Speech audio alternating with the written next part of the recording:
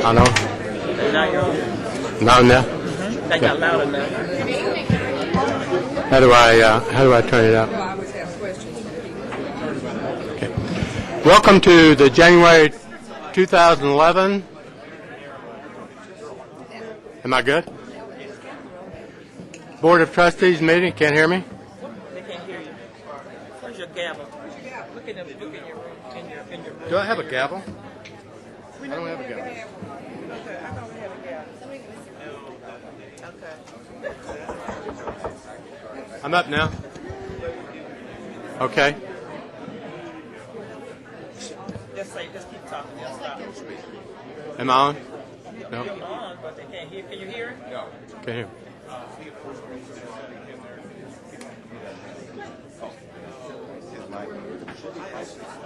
Get a little closer. Closer? Yes. That work? Yes, sir. Okay, ladies and gentlemen, welcome to the January 2011 Board of Trustees meeting. If you'll give us a couple of minutes, we'll have a little chairman orientation on how to operate a microphone, and then, okay. Thank you very much. Our first order of business tonight is Public comment, do we have any? No public comment? Okay.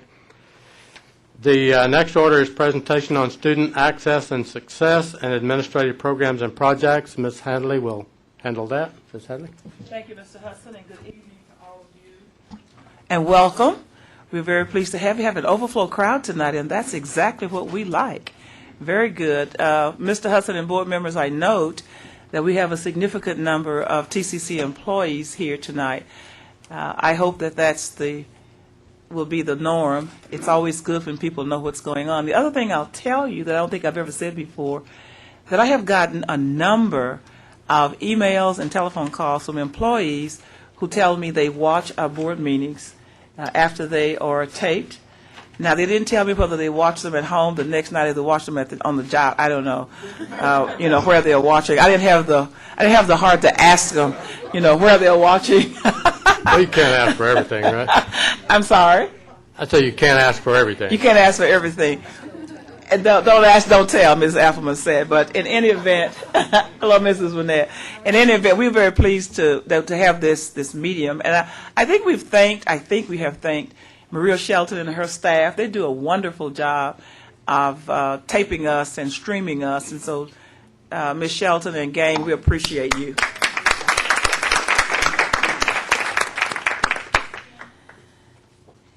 Community colleges today especially, and we have for quite a long time, are always facing all kinds of challenges. We never forget that we're facing those challenges at TCC, but we also never forget that we think we're equal to all the challenges that are thrown in front of us. And to prove that I'm right, Dr. Larry Darge is going to come up here and brag in just a minute. And you might think, well, all these things that are going on, how does he dare brag about what he's doing on Northeast Campus? Well, because he's doing so many great things. So, Dr. Darledge, we are very pleased to have you and your team with us tonight. So come on in and knock us dead. Mr. Hudson, board members, Chancellor Hadley, thank you for allowing me to brag a little bit about the Northeast Campus and one of our special programs. The program on student access and success that we're going to talk about tonight has to do with a very special group of students. It's a population that is growing, and we think it'll continue to grow. And these are our veteran students. And to talk about this program, I have a very special person. I'm going to introduce him, and after the introduction, you'll know why he was chosen to make this presentation. His name is Jack Dalrymple. He's our director of our weekend college program, among many other things. But Jack retired as a captain from the U.S. Navy, where he served as a commanding officer of 4 different education and training commands. His last assignment in the Navy was Commander of Navy and Marine Corps ROTC, Region Mid-South, and he served concurrently as Professor of Naval Science at the University of Mississippi. Jack is also the faculty advisor to the Student Veterans Group, and he's going to introduce one of our students tonight.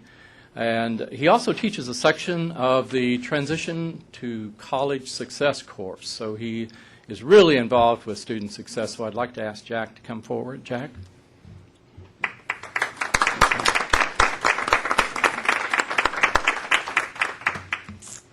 Thank you, Dr. Darledge. Mr. Hudson, board members, and Chancellor Hadley.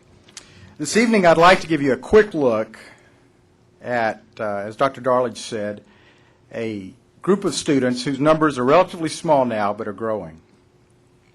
But before I begin, I would like to introduce one of our students who is the president of our Student Veterans Club, and that's Miss Linda Smith. Linda, if you'll rise. And I would like to brag on Linda just a little bit. Ms. Smith is an Army veteran. She's a combat medic, and she's completed a tour of duty in Iraq. Currently, she's a sergeant in the Army Reserve. She's already completed our nursing program here, the RN program, and received an associate's degree, and she's currently taking extra courses in preparation for commencing studies this summer at the Texas Tech Center for Health and Science Center. So we're very pleased with her success.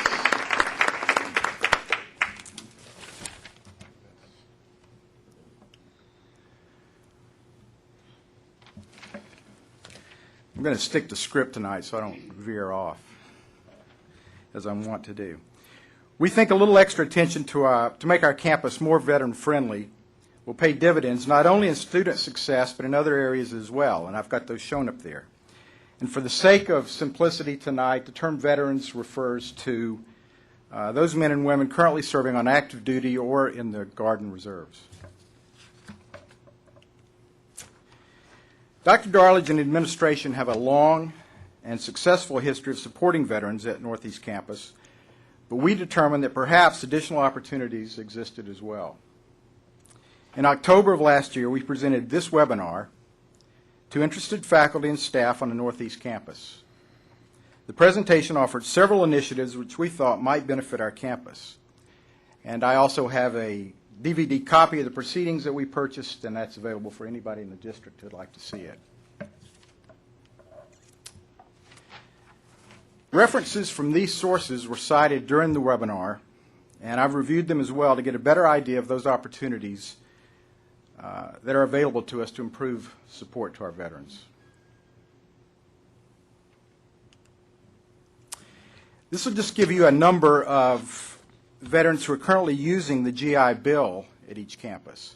Now, undoubtedly, there are more veterans on each campus who are not necessarily using the GI Bill, but this is the most accurate number we can get for sure.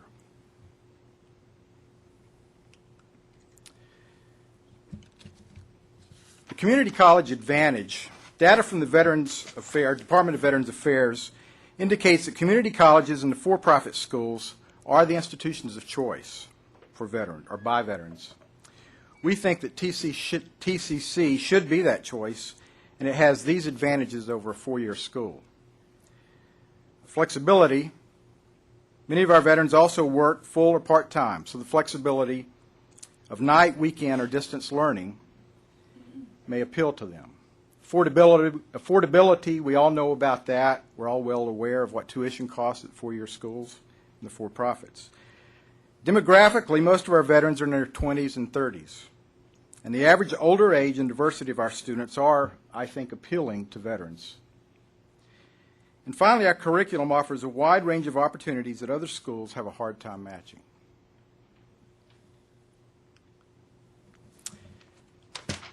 But the student veteran also brings advantages too.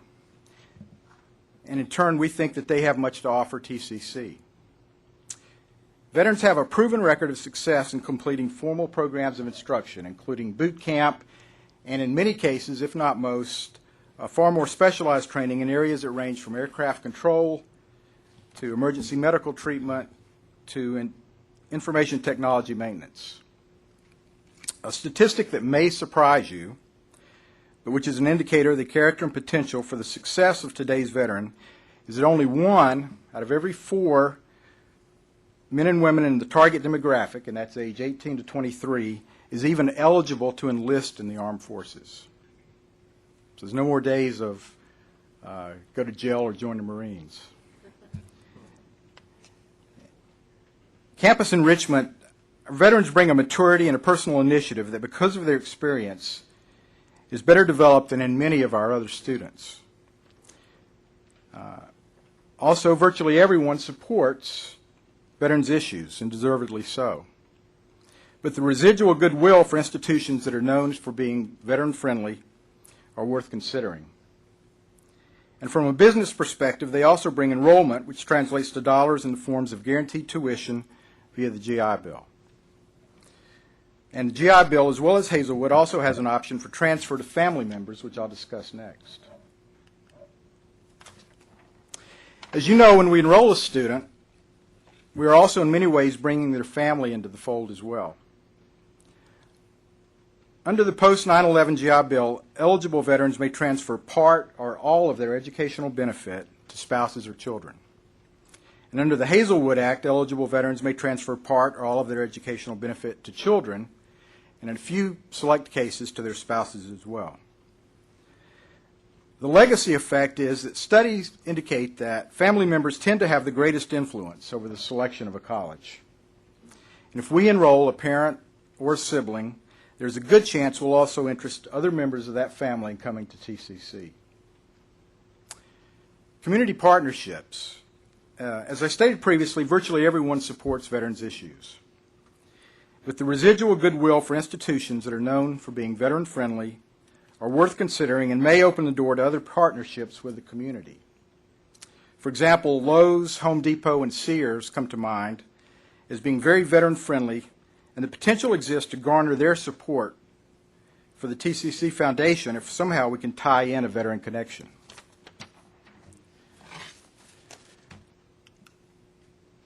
Current initiatives for student veterans are these. Our Veterans Club on the Northeast Campus presently has 144 members. Our club is also chartered with the national organization, Student Veterans of America. In November, we sponsored a Veterans Appreciation events, including a Veterans Day ceremony, an appreciation luncheon, and a benefits fair. We also have specific counselors and advisors designated to work with veterans on campus.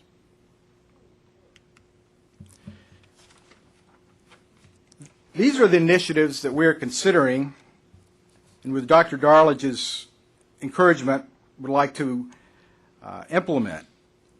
We think they can be accomplished through collateral assignment of responsibilities without additional resources.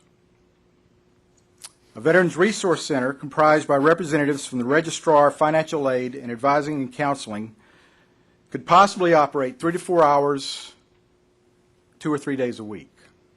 And that's just an example of how that might work. Formally designating an administrator to concurrent assignment as a Veterans Resource Advisor. A benefits fair. Last September, the Southeast Campus hosted a large-scale benefits fair that even on a stormy, rainy Saturday afternoon attracted a very large group of veterans and their families. It not only provided a benefit to the community at large, but it gave Southeast the opportunity to show off their campus and their programs. The Student Veterans Club will sponsor a special orientation for veterans at the beginning of each semester. We hope to implement that by this summer. We will also look into learning communities and cohorts of veterans which have had favorable results at other colleges. A Troops to College Committee could serve as an advisory board for veterans issues and be comprised of internal faculty and staff, as well as external reps from veteran service organizations such as VFW, the Texas Veterans Commission, and even representatives from the Naval Air Station JRB. And finally, we're going to look at soliciting faculty and staff who are veterans to serve as mentors to student veterans. And subject to your questions, that concludes my brief. Yes, ma'am.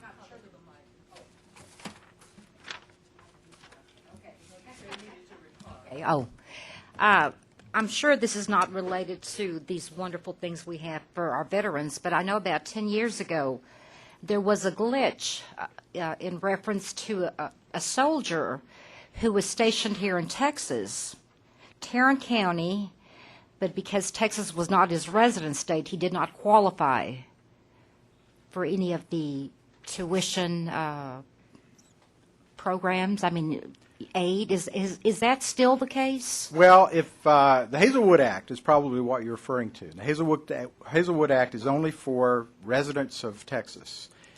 There's several criteria for that. Either they joined the service from Texas, they graduated from Texas high school, or Texas was their home of record upon enlisting in the service or being discharged from the service.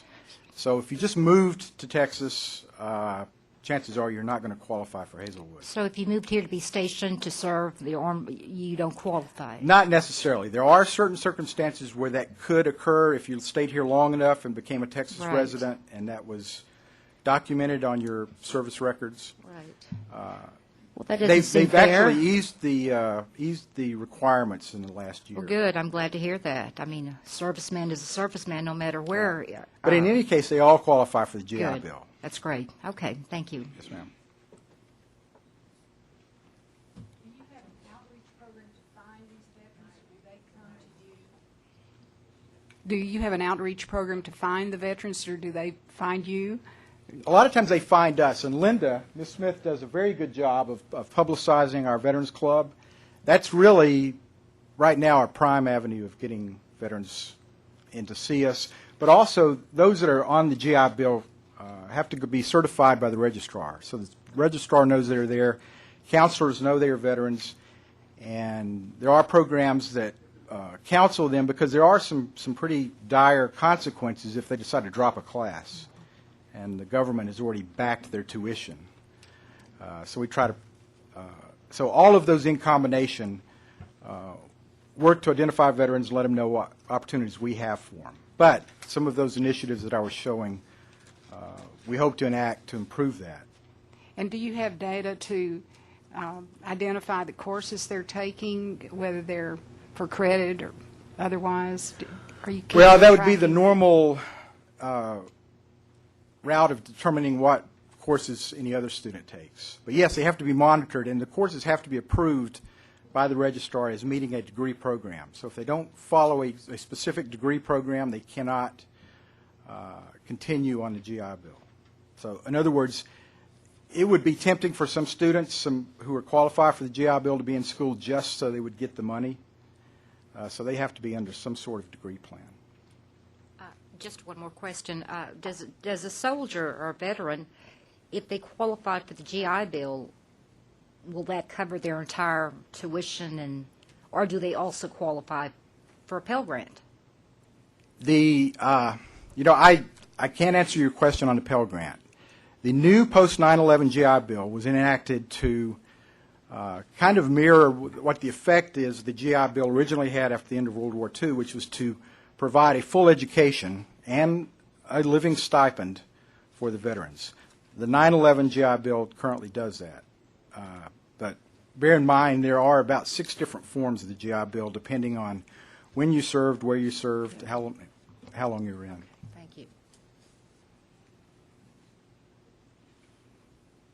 Let me congratulate you for the efforts that you've put forth, and let me say that I know that you'll have Dr. Darlington's full support, and those initiatives that you propose sound very exciting, and I know they will be appreciated. And I know that if there's anything that the board needs to do to enhance your possibility of success, I can speak for them. They'll give you that support. Okay. Thank you, ma'am. Yes. You may have a good test run as well. I see that we're about to have a major sort of downsizing of the military, so I expect that whatever enrollment you have of ex-military types now is going to probably be compounded, not very far down the future. Yes, sir. One thing that I learned that I had no idea about was that the benefits are transferable. I think that is a wonderful point that should be publicized more, because there might be some veterans who qualify that might not think they're interested, but if they knew that they could transfer them. So maybe we could, publicize that a little bit more. Yes. Maybe get some more people on campus. Although our campuses are overflowing, I've been told. We'll always make room for more. Any other questions? Well, Jack, thank you so much for that wonderful report. We really appreciate it. I would just tell the board, too, I'm not sure what the years were. Bill, Judith, David can probably help me. But in years past, we had large numbers of veterans on all of our campuses, and we had a Veterans Affairs officer. We had a chief Veteran Affairs officer and one on each campus who was there to take care of the special needs of the veterans. And when I was making my rounds on the campuses, having conversations with the Chancellor, Jack was there, along with some others, reminding me that we are probably approaching the time when we need to take another look at doing something similar to what we did years ago to make sure veterans know that they're welcome and to provide the sometimes unique services that they may require. So thank you. And as a matter of fact, when he said it to me, and I said, great, you should be the one to lead it. So he stepped right up, but he was already interested in doing some things. So we're counting on you to lead the whole district effort. I told you that already. Thank you, Jack. We appreciate it. One of the things, let's thank him so much for that. Board members, you'll be pleased to know that as I make my rounds talking with the employees all over the campus, and they'll have these great ideas for me, and I say, oh, that's a great idea. Now, you're the one to lead the idea and make sure that we get it done. So I'm really putting the onus, and I'm serious about that, because one of the goals that I have here at the college is to make sure that we do a better job of being more inclusive of all of our employees. We have some employees that we work to death and others who don't get called upon very often, and so we're trying to turn that around. So We appreciate that. The next person who's ready to brag, and he has a lot to brag about because we've been talking about this forever and a day. But Dr. Bill Lace is going to come now and introduce his presentation. Dr. Lace? Thank you, Chancellor Hadley, President Hudson, members of the board. It can happen here.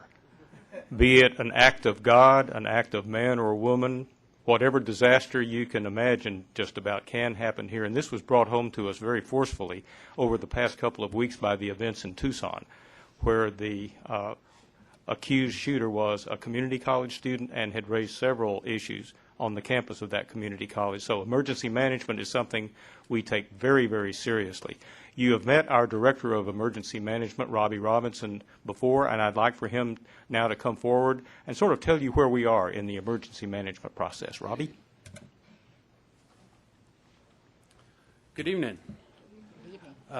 Thanks for letting me come. The young man who's passing these out to you right now is Kirk Driver. He came on board just a few weeks ago. Today, in fact, he got his furniture, so he's not sitting on an apple crate anymore. So he's our coordinator of emergency management. He came with a great deal of experience around the nation as well as here in Tarrant County specifically. And with the addition of Kirk's effort and energy, we've really picked up some steam. So I'm real pleased to be able to tell you what we're doing. Hopefully, Kirk and I will work here until we retire 30 years from now, and somebody will say, why were those guys there? You know, but like Dr. Lay said, it can happen here. So we want to be ready for it. One of the goals, goal number 3, strategy 3.9 on our Vision 2015, y'all will remember, was to develop and implement an emergency management plan. The key to that is not just develop the plan, it's to implement it. That's the tough part. That's the tough part, and that's what we're working through. The safety and welfare of our students and staff, our faculty, that's what it's about, all right, and that's part of our future plan. So that's where we're going. Briefly, where we were. Several years ago, before the Chancellor was the Chancellor, I talked to her and we worked on building an emergency management plan. We wrote a plan. We were ahead of the curve at that time. TCC was thinking about that before other people were. And so that put us way ahead. At that time, following that, I think the District Safety Committee was put together, so a lot of things happened as a result of that. Because of all of those efforts, there were a lot of different positions across the district that were moving forward. A lot of people were concerned with preparedness, not just the police department, not just the Vice Chancellor's office at that point, but also several others. So as that came together, you know, we look at this and see who a lot of those were. Safety, that's in HR, that's Tim LaPointe. Emergency management is Kirk and I. The police department with Chief Buchanan. Hazmat Environmental Services, that's Steve Kleypas here on campus. Risk management is Ford Ferris. Health, that deals with the nurses on every campus and those things. But they're not the only ones. There are a lot of different departments, a lot of people. David Hulke has been working hard on the dynamic message boards going in across the campus or across the district. When you look at that, Joe Bosley has been vital in terms of disaster recovery and the IT things, elements of it that come together. That's vitally important with our campus cruiser to warn people and let students and faculty and staff know what's going on. So a lot of different departments have been moving forward from their own area to make a difference. All right, that's where we were. Where we are right now, so you know things are happening and things are going on. The National Incident Management System, NIMS, is a big phrase in my world. Homeland Security Presidential Directive number 5 said that every political subdivision has to adopt NIMS and has to go through the process. Now, why do we need to do that? We need to do that because it's the right thing to do, because it helps us cooperate and coordinate if something bad happens. There's also the little bit that if we want to be eligible for any grant money for preparedness from the federal government, we have to do that. So I don't know about you, but I'm not too proud to accept free money when that comes along. So I want to make sure that we're eligible for that. But NIMS is not simple. We're doing that training around the district. Kirk and I are working on that right now. That NIMS training includes, we've done several classes, we have more scheduled. It includes something on points of distribution. We're working with Tarrant County Public Health. Y'all may be aware that the district has signed an agreement to provide a site for points of distribution at 4 of our campuses.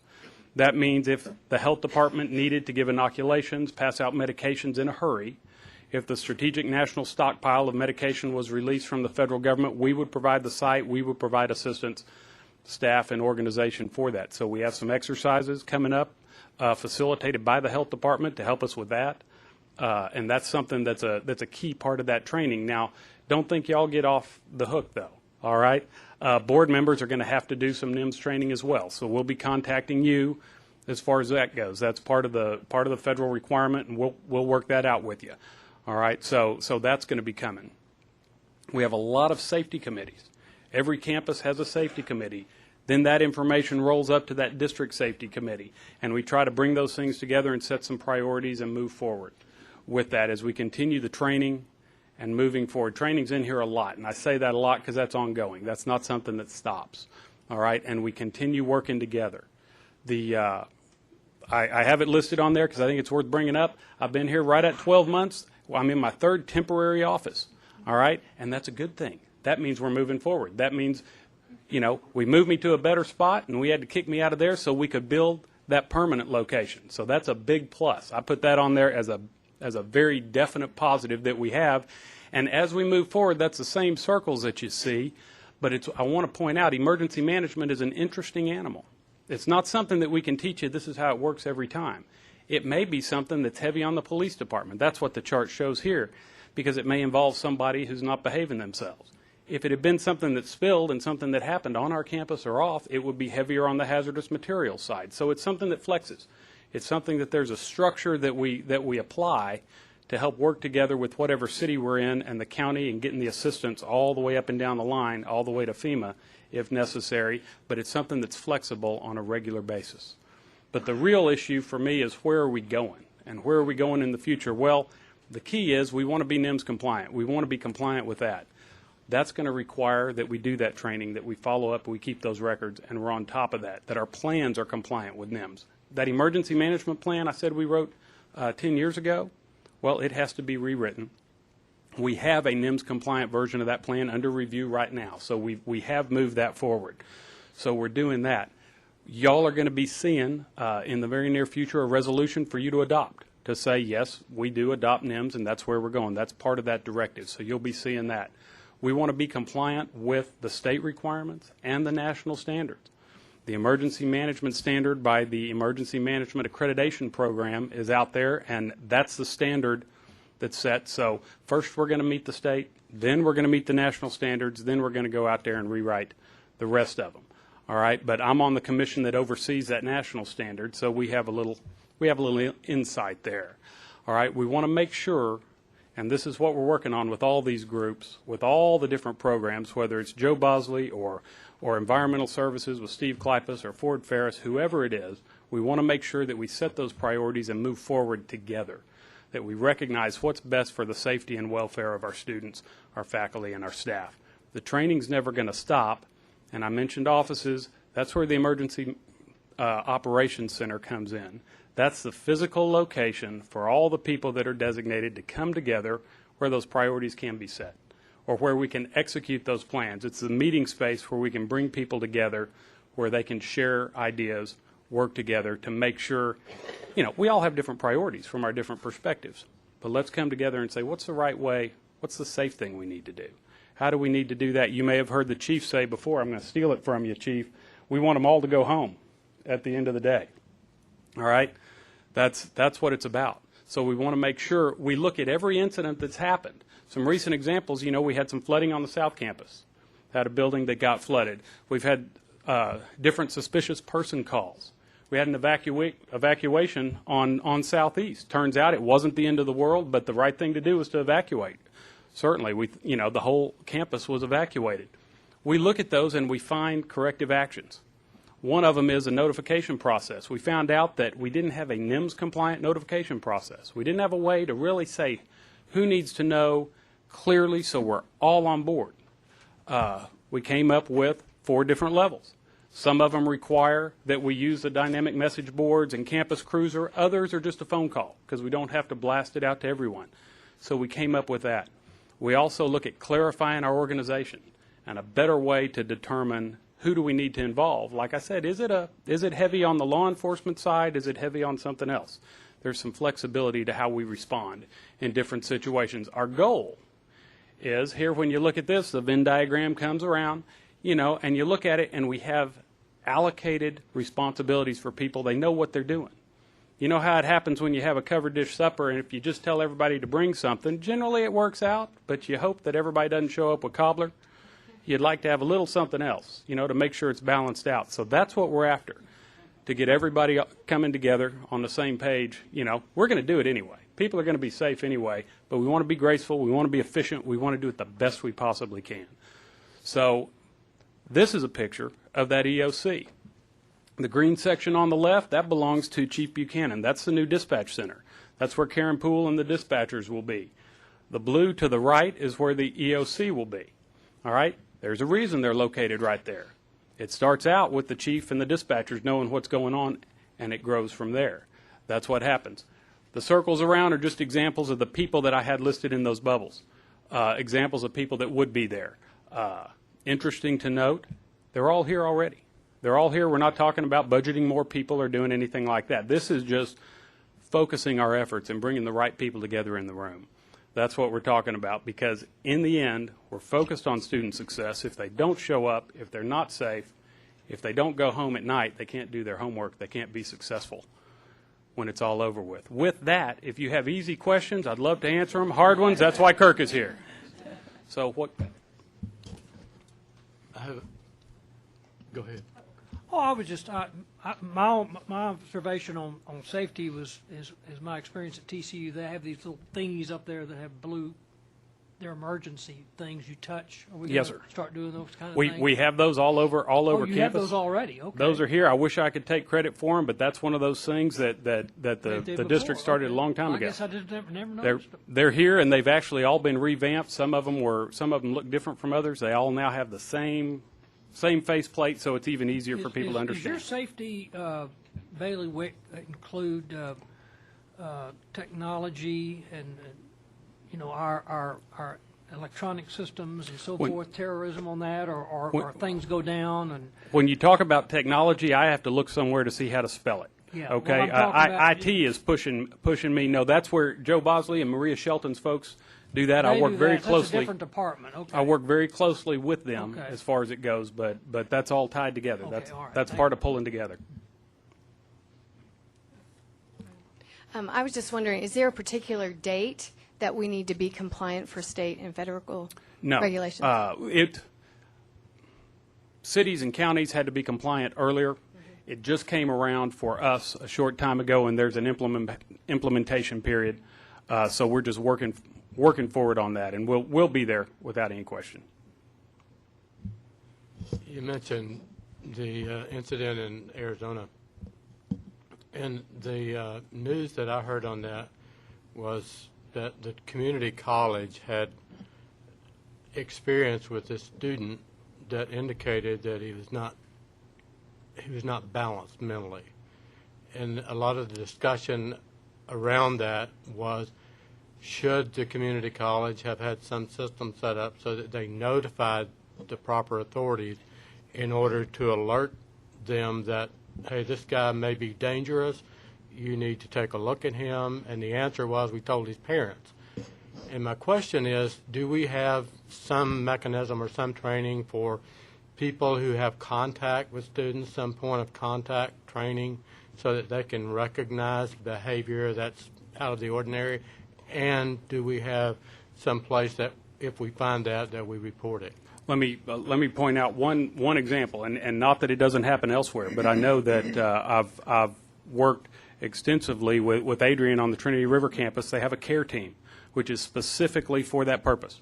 It's specifically put together for recognizing issues or potential issues and trying to address them, whether it's a student that is going to, is at risk for academic reasons, personal reasons, or other people are going to be at risk. So yes, we do have programs for that, and it's not common, but it does happen that something happens, needs to be pointed out. There is a mechanism by which the chief and his people can be notified to follow up on those things.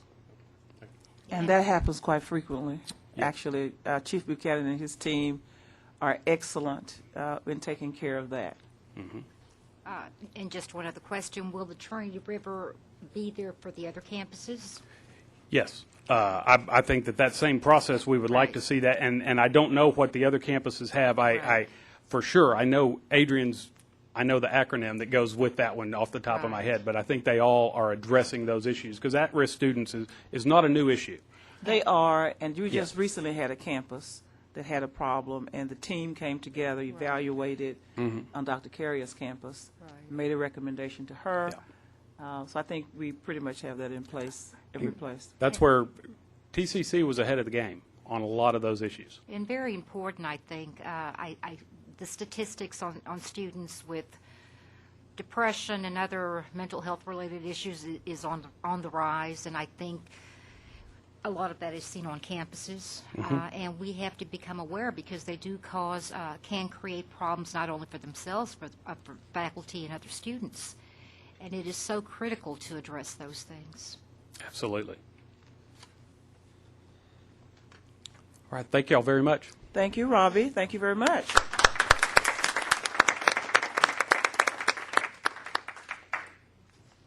Okay, the next item on the agenda, I'm still having trouble with this mic. Am I getting through? No. Okay. I think this has been trained in advance. When I start talking, it goes off. Have you seen my wife here? I'm kidding. Next item on the agenda is the approval of the minutes. Are there any changes to the minutes? Any corrections to be made? If not, then they will be approved as written.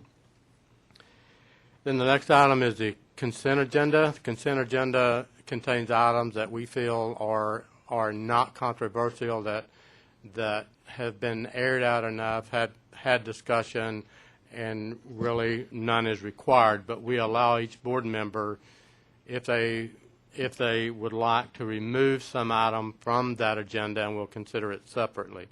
So are there any board members that wish to remove an item from the consent agenda? No. Okay, if not, then we would, do we have a motion to approve the consent agenda? Okay. Second? We have a motion and a second. Any discussion?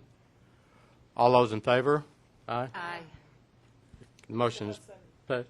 Before you leave the consent agenda, I think it is appropriate for me to point out that item 1 under B is that emergency operations center project that Robbie was just talking about. I thought that was kind of coincidental that it's on the agenda here tonight, and that's exactly the space that they are waiting for. And I alluded to that earlier when I said we are finally going to get it. We've been talking about, Chief Buchanan has said to me when he was reporting to me some time ago, he said, are we going to ever get that thing? Is it going to ever come to pass? And it's now finally coming together, and we're very, very proud of that. This is, I just want to comment too on Robbie's presentation, because this is very serious business for us. All of us are very, very concerned about the safety of our students, our faculty, and our staff. And as large as we are, we decided that we just couldn't afford to wait any longer to really have a systemic approach to emergency preparedness. And even before we got to where we are, I want to give praises to Chief Buchanan and his team now, because they've been doing as much as they could over the years, training everybody what to do in case of an emergency, what to do in case of an active shooter, if somebody walks in a room with a gun with you and you're just kind of trapped there. And so they've done a great job of filling in where they could, and now we're getting a very coordinated and a professional approach to this. And I know I, for one, can sleep better at night, and I hope you can too, to know that we're about to pull this off. Thank you. So we commend you on a good sales job on that, right? Dr. Lay. Okay, the next item on the agenda is consideration and action on tax increment reinvestment zone number 3 for City of Euless. Ms. Hadley. Thank you, Mr. Hudson. We're very pleased tonight to welcome back to our meeting Mayor Saylor, who is the mayor of Euless, and she has some people with her. Mr. McClendon is going to come forward now and introduce that program. Mark? Mr. Chairman, trustees, Madam Chancellor, good evening. Always welcome to your center. In the fall of last year, the City of Euless came and made an information presentation on the TIF number 3 of Glade Parks. In the interim, we have also taken their agreement, and we have taken that agreement and we have analyzed it through our legal counsel to where we consider the agreement would be something that would be good. The mayor, Ms. Saliba, the city manager, Mr. McCamey, and the assistant city manager are now coming and asking for your consideration, and they would like to have some time to just talk about some consideration. If the city manager would like to come here, please. And let me just...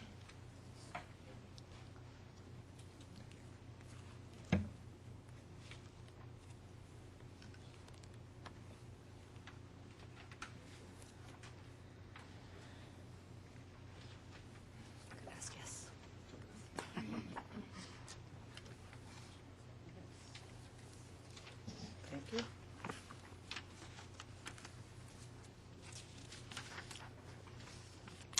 No. Mr. Hudson, No. members of the board, and Chancellor Hadley, thank you for allowing us to be here tonight. As Mark pointed out, I have with me tonight our mayor, Mary Liv Sala, and our assistant city manager, Chris Barker. I'll be very brief. I was sitting between two nice ladies back there who both reminded me to be very brief.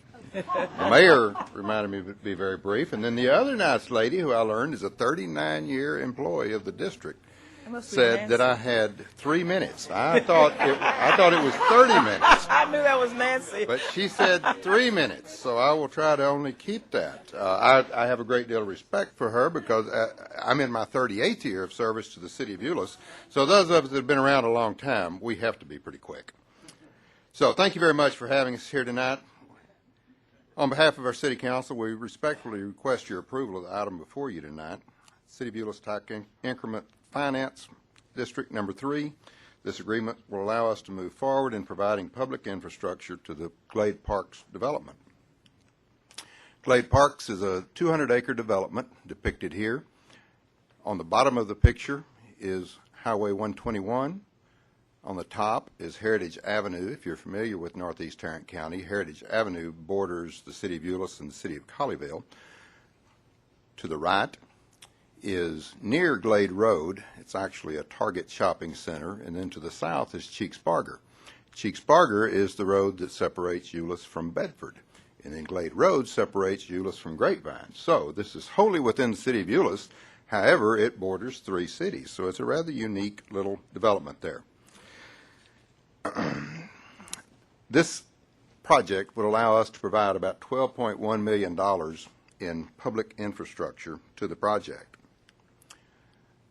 The project is about 5.9 miles from Dr. Darlidge's home, Northeast Campus. And by the way, thank you for giving Northeast Tarrant County Larry Darlidge.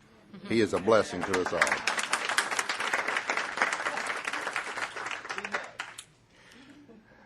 It's primarily a commercial development. It's about 1.2 million square feet of commercial development. However, there is a significant portion of it that is residential. 260 urban lofts. They'll rent for about $1,348 a month. Then 350 single-family detached homes that will average about $300,000 per home. We're told that about 1 in 19 Tarrant County residents take classes at TCC. In my family, that's a little higher average because my entire family, I have 3 grown sons, and my wife and I have both taken classes at TCC. So we beat that average. But we think we would send Larry about 73 students in the course of this.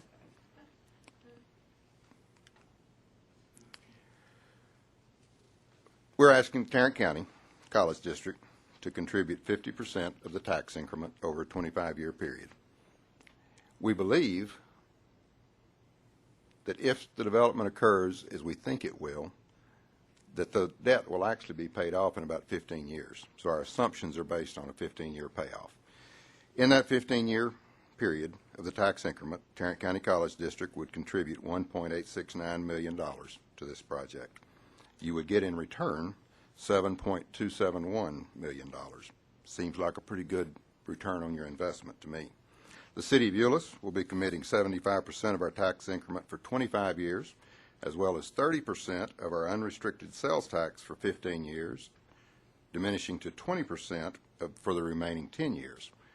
Tarrant County has already committed 75% of their tax increment for 15 years and 50% for the remaining 10 years. We believe this is a project that will bring sorely needed jobs to our area. All these veterans that are coming back, we need jobs for them. They have to come from somewhere. This will employ several hundred people once it's developed.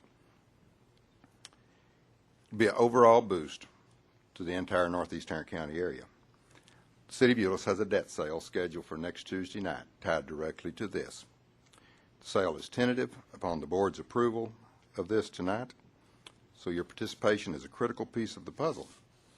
We appreciate the assistance that Mark and Reginald have provided us over the last few months. We appreciate your consideration. We thank you for being a part of this, and we would respectfully request your approval of this tonight. Thank you. I have one question for you. You made one statement about our contribution being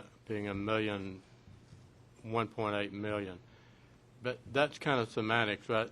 We're not giving you $1.8 million. We're foregoing $1.8 million in taxes. Yes, sir. That we would never have gotten anyway, because the value on that is going to increase, and so the amount of money that Tarrant County College District is giving up it's not there. I mean, the $1.8 million is not there, because if you don't do this development, or if somebody else don't, we're going to stay where we are with this. Tax revenue is not going to increase, and we're not going to get any more. Is that? That is a very astute point, Mr. President. The land is fallow right now. It's been agricultural land since the beginning of time. Barring any development, it will remain agricultural land. You'll get exactly in the future what you get today. And you're exactly right. You're not committing real dollars. You're foregoing potential dollars in the future. That's all there is. Okay, thank you. Thank you. And just a question, whether or not we participate, we are still eligible to receive that kind of. Absolutely. Yeah. Absolutely. You mentioned jobs. Is this jobs in the construction of what is going to be taking place on that site? Construction jobs, and then retail jobs, commercial jobs, the jobs that are generated as a result of the development, not just the jobs that are generated during construction. So there'll be lots of good quality jobs. You know, I always hear that. And then, of course, later I find out that that was not the case. And I'll have to be honest, I don't agree with the TIFs and have not. So I'm caught in the middle. I know it would be something good. I understand, and I can appreciate that. There's 1.2 million square feet planned out there. The restaurants have to have cooks. They have to have wait staff. They have to have management staff. There will be professional offices there where professional jobs will be provided. There will be people there. Absolutely. Those jobs come from somewhere. We do not believe that it'll be relocation, that it will be actual job creation.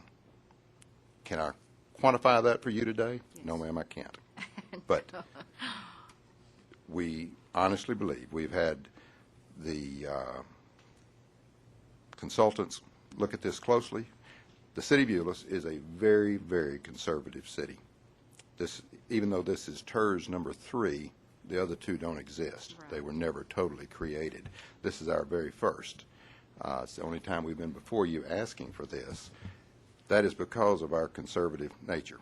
The charge given to the consultant was to develop this in the most conservative fashion using the lowest projections possible so that we're not selling you pie in the sky. Is it a guarantee? Absolutely not, Ms. Winnett. But it is the most conservative estimate we can give you. Just one other question. Have Tarrant County and the hospital district approved this already, the agreement? Tarrant County has approved it. We did not ask the hospital district to participate. Okay, all right. Okay, but Tarrant County itself has.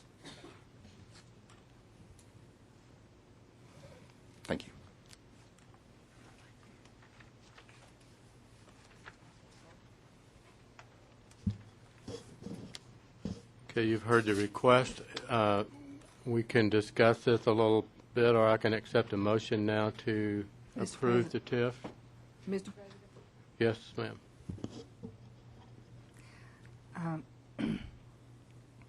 Throughout my almost 35 years of service on the board, I've had wonderful supporters from this area, so I'd like to offer the motion. I think it's a wonderful idea. Looking forward to the future, I'd like to move that we approve the TIF, our participation, as requested. I'll second. Thank you, Dr. Morrison. We have a motion and second to approve the TIF.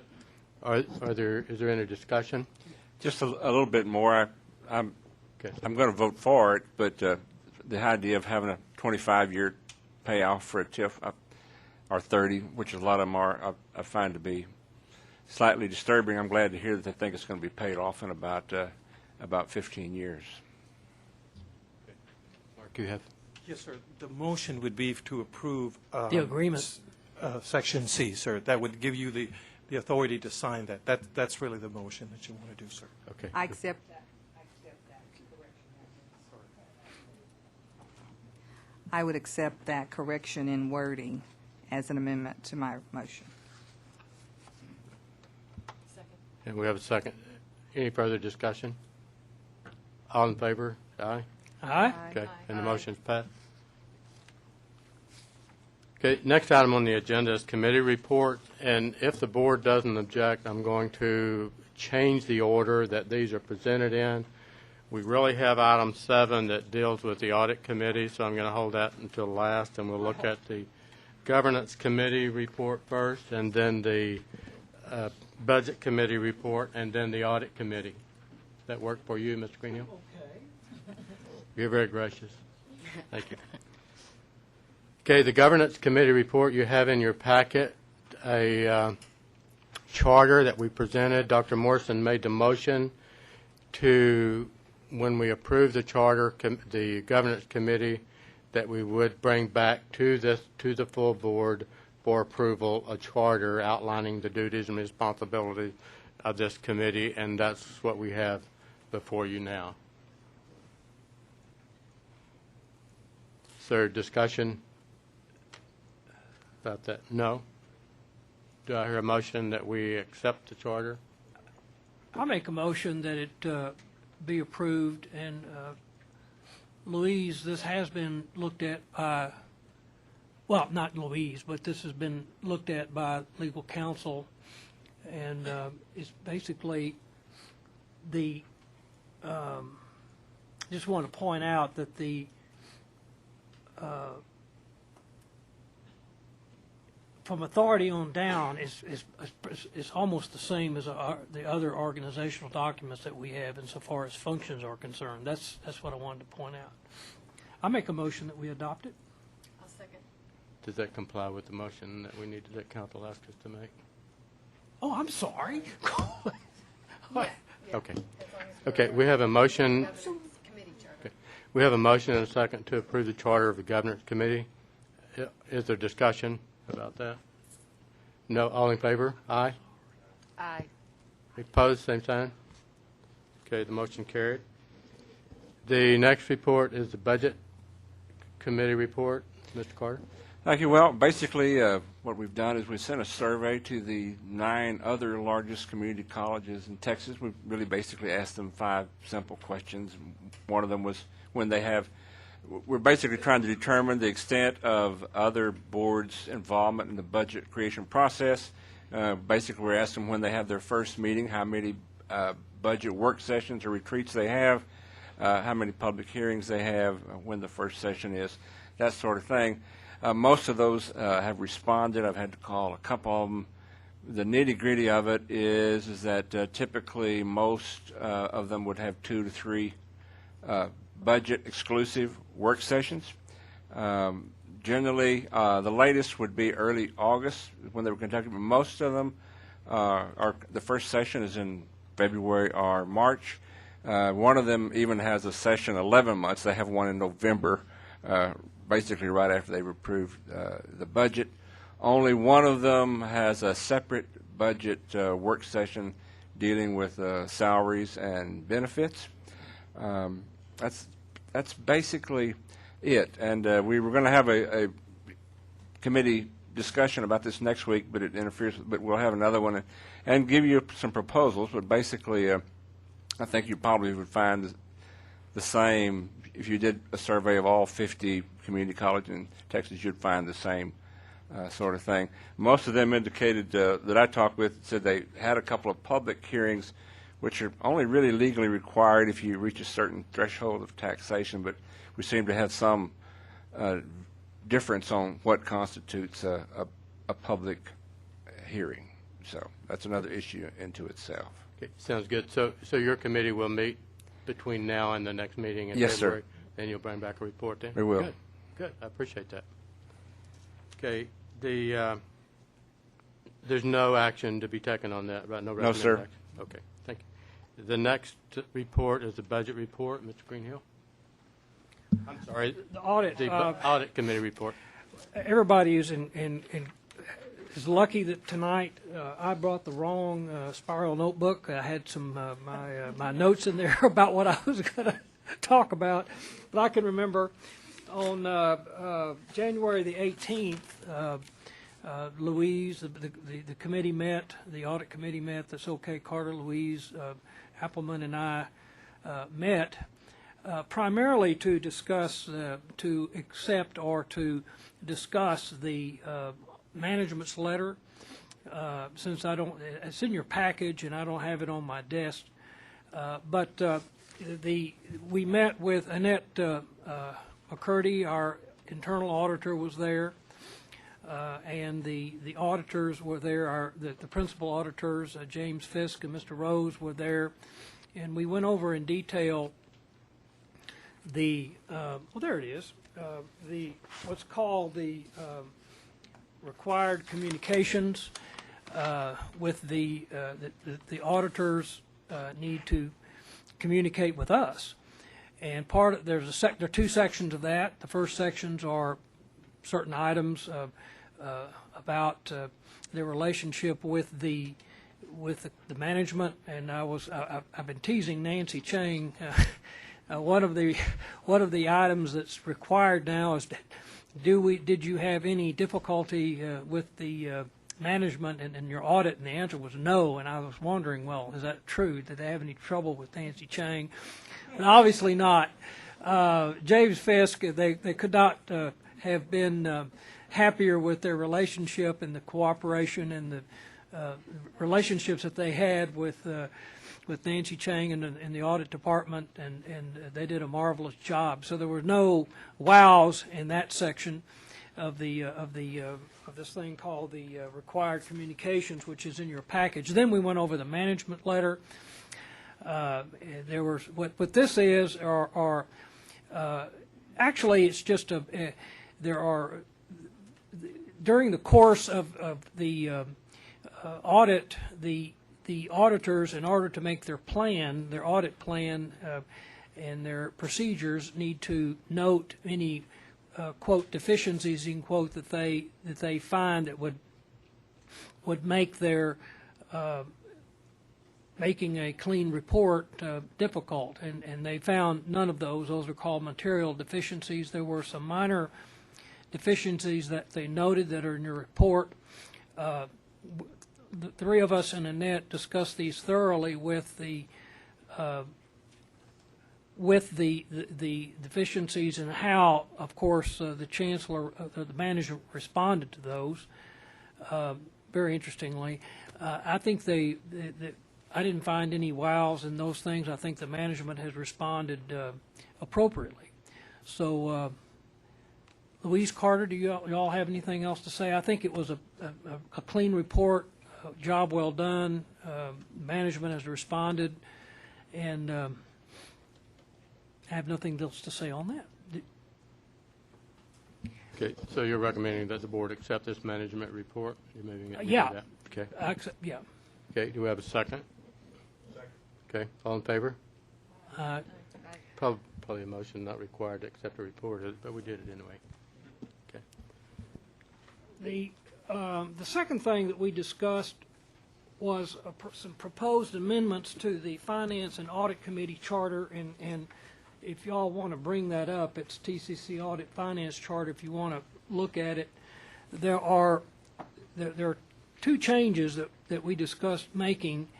One was at the request of our of Joe Hudson to expand the committee to the Finance and Audit Committee. So the change is the committee role is the Finance and Audit Committee, and the Finance and would be a change, and to make recommendations in all material respects of the district's capital expenditures.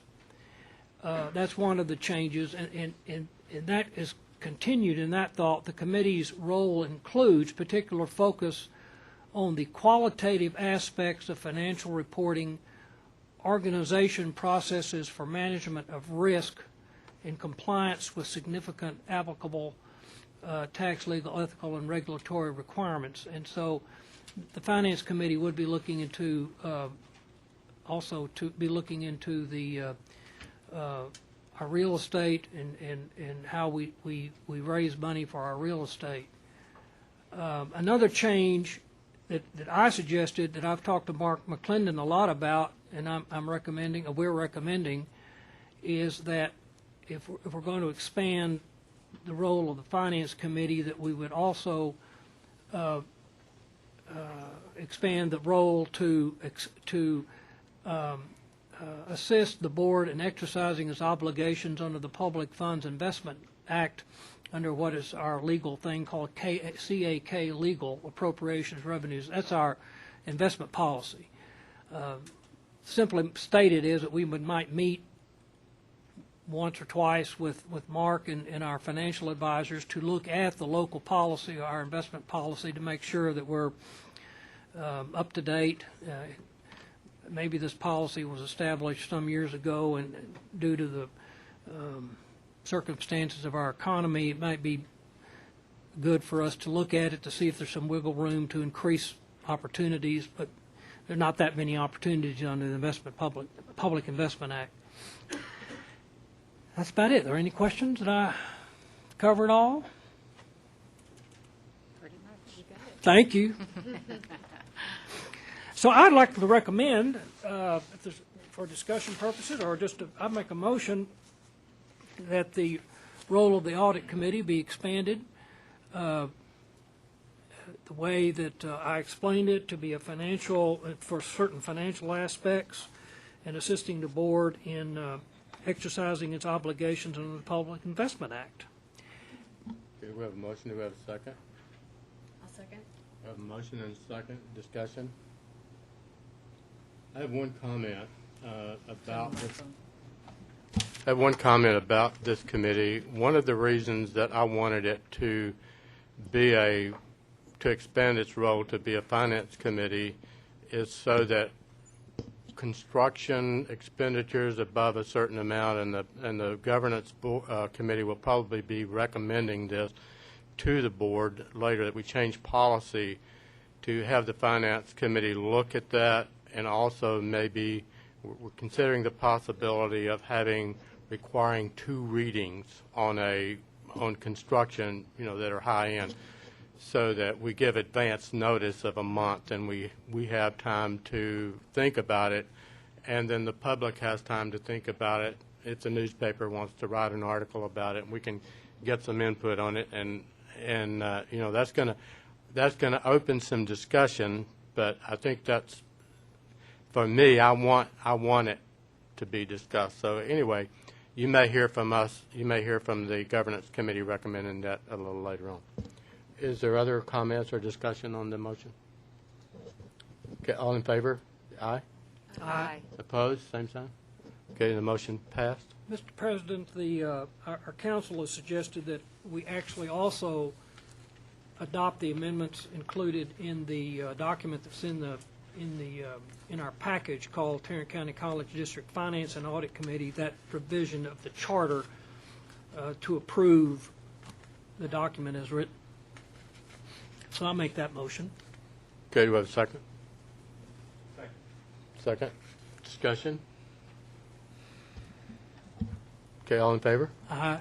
Aye. Opposed? Same sign. Okay, the motion carried.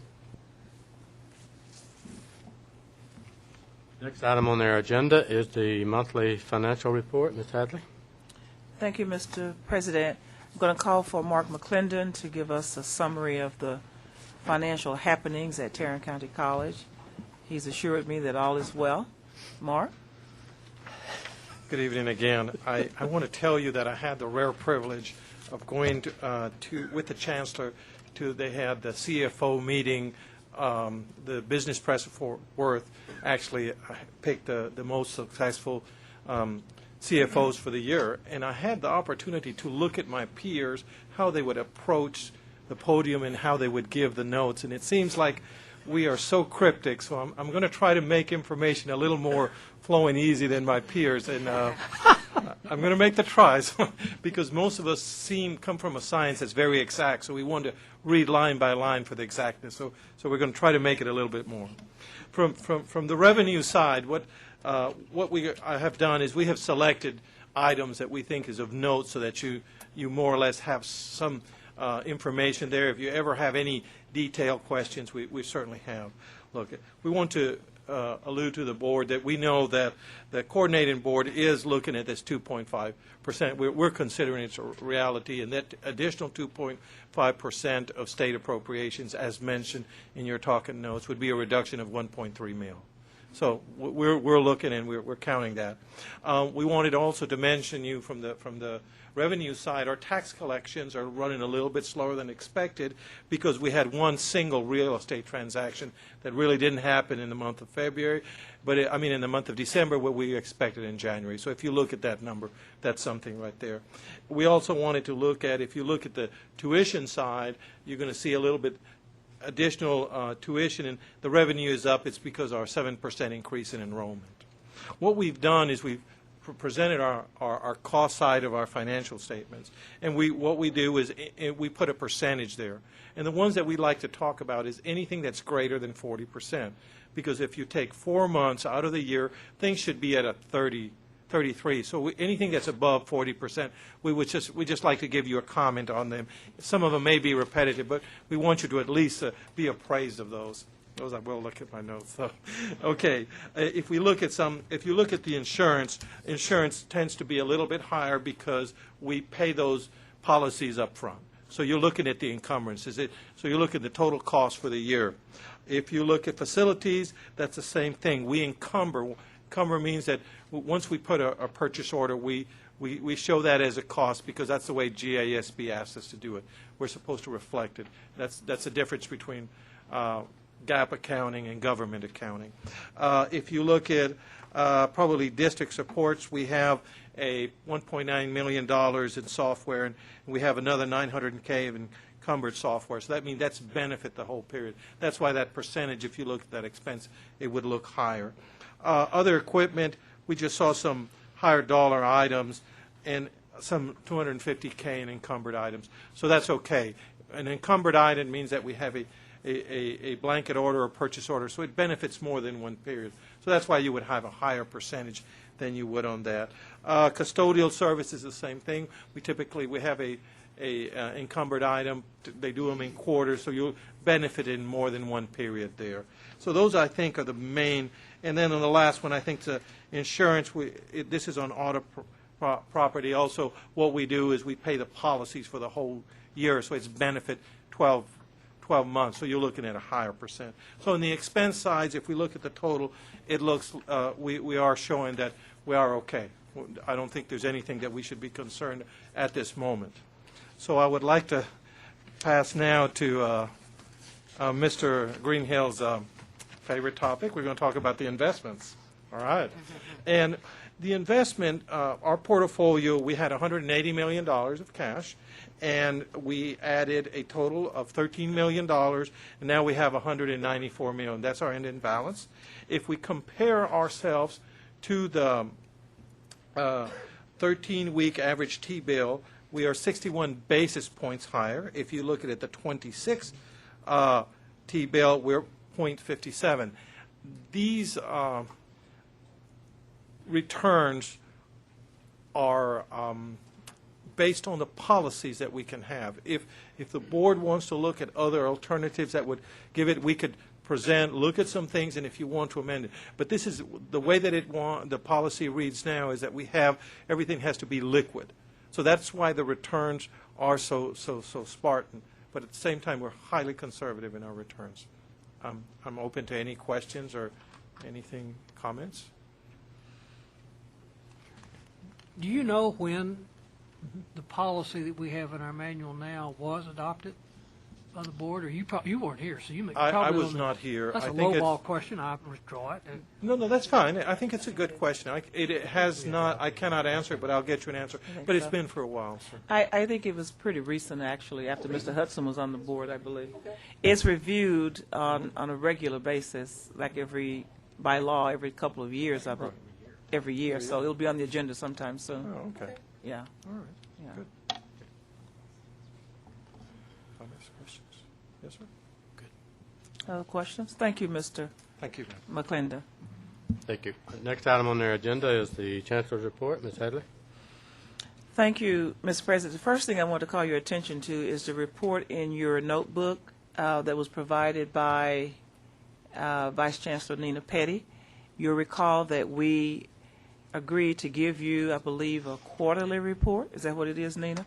A quarterly report on all of the construction projects that we have, a financial summary, so that you will have an easy way to keep track of the expenditures as we go forward with our construction projects. So that's in your folder. Just want to remind you that it's there. You ask us for something and we'll give it to you, so make sure you read it. I think she's talking to me.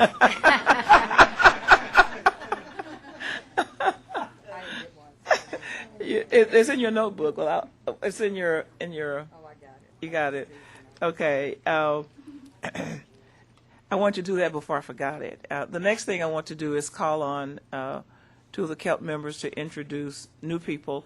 We met Kirk a minute ago, and I think he's gone now because he didn't have an opportunity to stand up at the microphone and say hello, so we're getting back. So I'll call for Dr. Thomas to introduce his new staff member. Dr. Thomas?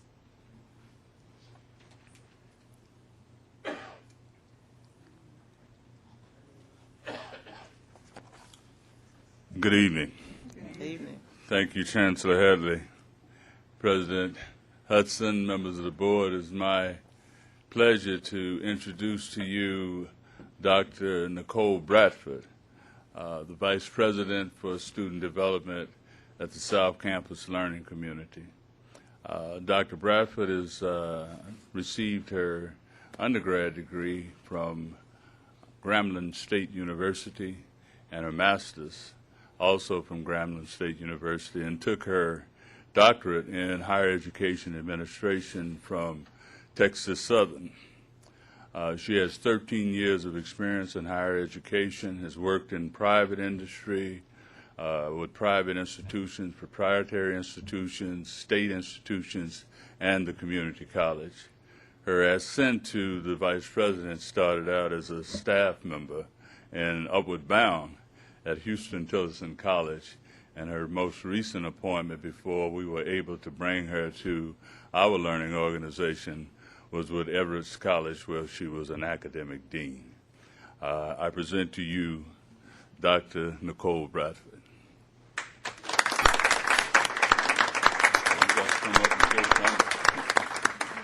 You must say hello. Good evening, Chancellor Hadley, President Hudson, members of the board, President, Tarrant County staff, and guests. Thank you so very much for this opportunity to serve as the Vice President of Student Development Services. I'm so excited to be here. I've enjoyed working with students inside of the classroom as well as outside of the classroom for many years, and I look forward to many more years here at Tarrant County College. Thank you.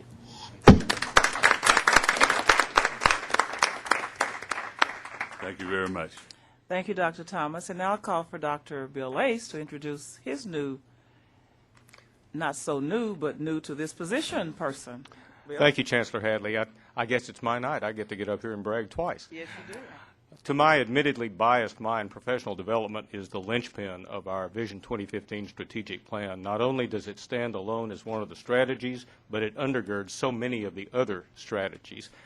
So it was with this in mind that Chancellor Hadley and I had numerous conversations in the late summer and on the fall as to how to structure professional development at Tarrant County College, particularly professional development for the faculty. We knew from the outset that a program for faculty development needs to come up from the faculty, but we also decided that it needs to be led by the faculty as well from the top. And with this in mind, we took a position that you created in this year's budget under a different name, and we created the Dean of the Faculty Academy. And I will take great pleasure in introducing to you, would you please stand up, Ms. Theresa Schrantz, otherwise known as Terry. She is a veteran faculty member. She's been with the college almost 20 years at teaching sociology. She started in 1991 on the Northeast campus, became full-time the next year. She has served on the South campus. She has served on the Southeast campus, and at present is at the Trinity River campus, where she was the founding Faculty Association president. She's been a department chair twice. She was a recipient of the Chancellor's Award for exemplary teaching in 2004, and I really could go on and on and on, but I won't. I think we have exactly the right person for this job. Terry? Thank you, Dr. Lace, and greetings, Chancellor and board members. I'm thrilled, I believe we're all thrilled with the creation of a faculty academy that focuses on professional development. Faculty spend the most time with students, and of course, the more we learn, the better our working relations, the richer our classrooms, and that translates into increased student success. I'm very grateful for this opportunity to serve in this capacity, and I'd like to extend my gratitude to you for your service to TCC and the community. Thank you so much. Dr. Lace, can I have her former position?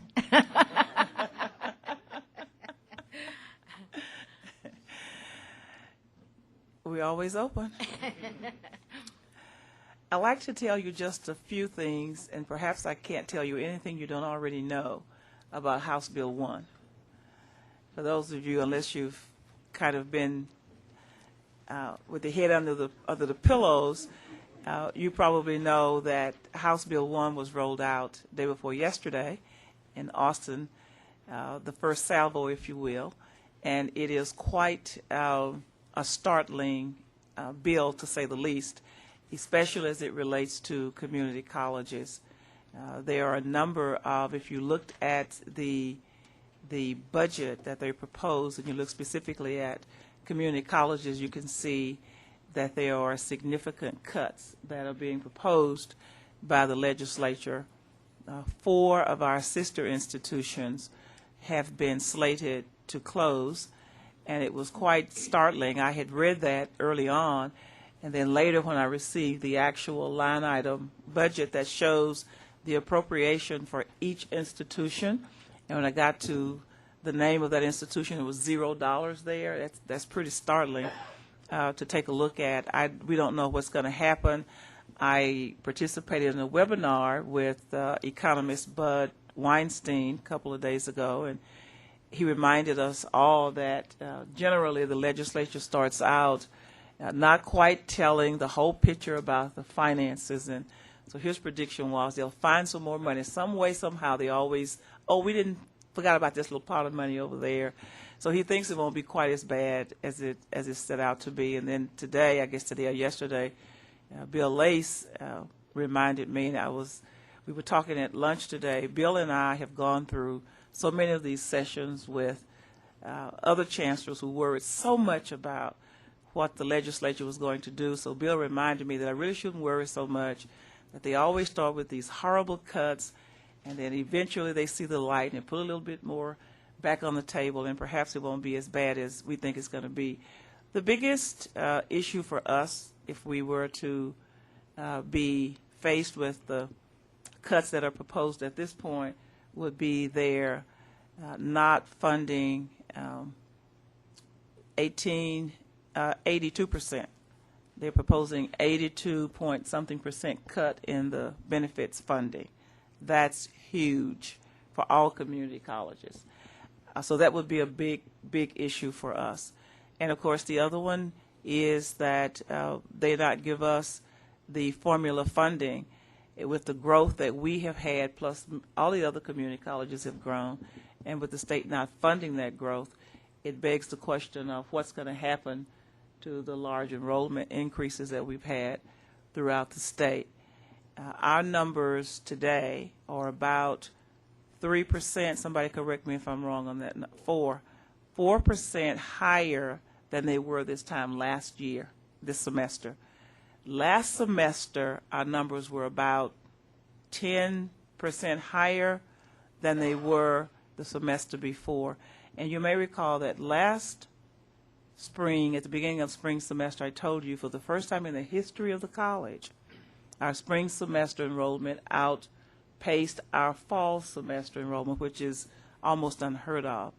The fact of the matter is community colleges continue to grow because we are the people's college. People come to us for a lot of reasons. You heard, saw some of the stats that our colleague from Northeast, I always mispronounce his name, Dalrymple, told us about tuition and what it costs to go to some other institutions. And when students look at the cost, they generally will come to us. And so that's a big driver for the large numbers of students that we get. And of course, the other thing is not only do we do the academic programs, we also have technical programs and we have workforce development programs. So all those things bring students to us. When I was on the webinar, I asked Bud Weinstein if he could tell us, he was talking about the increases in the population growth in Texas, and all of you know that Texas is leading the nation with the amount of in-migration from other states. California, of course, being the most populous state, this past year had a total loss of 144,000 people. They were in the negative. Texas had a total of 140,000 additional people. Many of those people, as he said, end up in North Texas because when you look at the economy of the United States, Texas fares best of all the 50 states. When you look at Texas, North Texas fares best of all the regions. And so it just stands to reason that we can continue to expect an influx of people into our institution. So I think you can surmise from that that we probably get perhaps a little bit more than our fair share of new people to Texas. So I asked Bud Weinstein if he had any kind of crystal ball where he could tell us when he thought that influx may slow down a little bit, and of course he didn't. I didn't think he did, but I asked the question anyway. Bottom line is I think we can continue to grow, and the question that you as board members will have to ask yourselves is how much do you want to grow? Do you want to keep Tarrant County College the place where everybody who wants to come can come, or what do we do about the growth? Diane Smith is in the audience, and she's called me already to ask, what is Tarrant County College going to do if you get all these cuts? And my response to her was, I don't know yet. We have several things that we're looking at, but we really haven't made any decisions. I just gave her an easy one. One of the things I know we'll do is raise our class size. And interestingly, at the meeting the other day, at the Achieving the Dream meeting, where we had the entire faculty for the district, how many faculty do we have, Jane? 650. All 650 faculty members were there, and most of our administrators. And one of our faculty members, in making a report, they had done sessions at their tables, and one of the recommendations they made was that we lower the class size. And when it was my time to speak, I said, I understand that, but there's no way we can lower the class size. If anything, we're going to have to look at raising the class size. And I say that because it is going to be necessary for all of us at Tarrant County College to think differently from the way we've thought before about how we do our business. I'm absolutely convinced that no matter what happens in Austin, we're going to be equal to the challenges of continuing to serve the people who come to us for service. We'll have to change the way we do some things. We'll have to revamp in some way. We'll have to repurpose some of the budget dollars that we have, but I'm not ready to to cry wolf yet and throw in the towel and say we can't do this. So just know that I'm very optimistic about all of this. And in case any of you are interested, I have some information for you later that I'll give you, because I know you'll all be interested in knowing what kinds of things we're being asked to talk about by the Texas Association of Community Colleges. And I hope most of you can join us in Austin next month at the Texas Community College Trustees Association meeting that's going to be in Austin. It's going to be more important than ever this year that the trustees stay very actively involved with all of our local officials to make sure that they all understand. Everybody knows that the dollars are limited, and everybody knows that everybody's not going to get everything they want. We all know that. But I think the bottom line is we all have to advocate to the best of our ability to make sure that we at least are able to give the basic services for the people who come to us for services.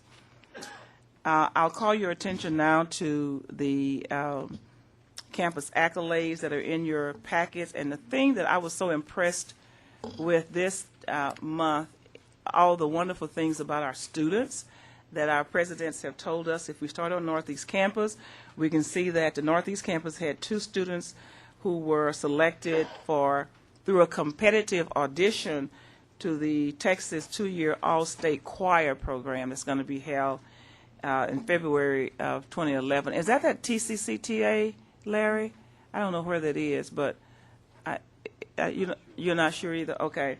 The other thing is that he's really bragging about during the winter semester, and for those of you who don't know, the winter semester is a short period between the end of the fall semester and the beginning of the spring semester.